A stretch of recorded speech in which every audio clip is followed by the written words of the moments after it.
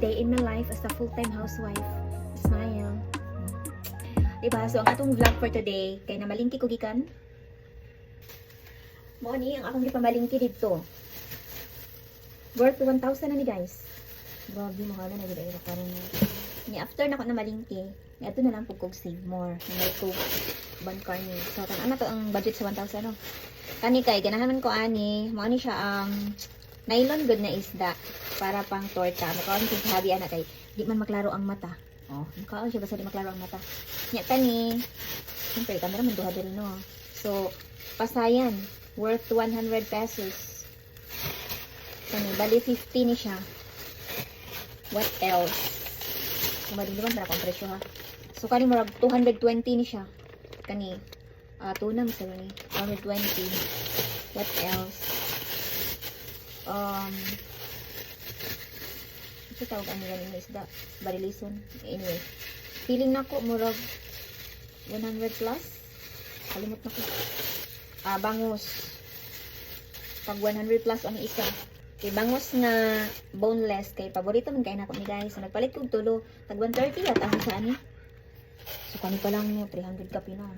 400 na. Kapit. Oh, ayan. Tag 100 plus ang isa, 130. Wala gid 1,000 ka. OMG. Wala na imo ang atong 1,000 ka. Paborito sab ni Habi. So, akong lutuon karon siguro mga duha.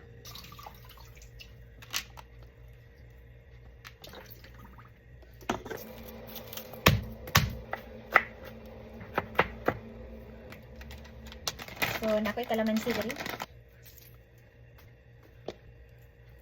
Ahos.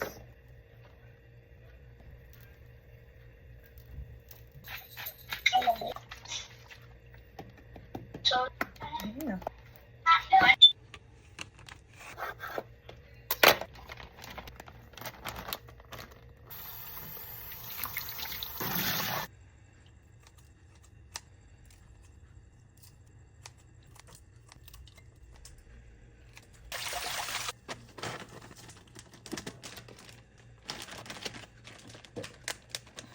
Itlog naman ito.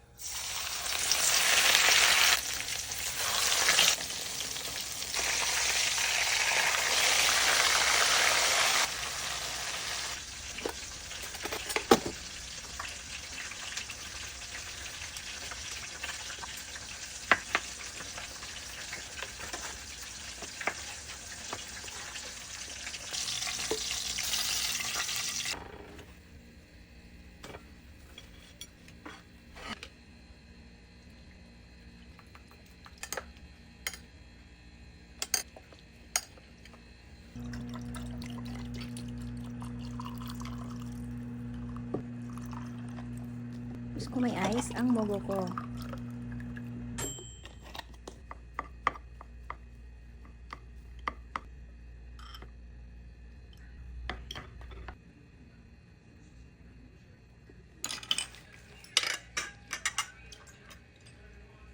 Tanaw ko Netflix while eating.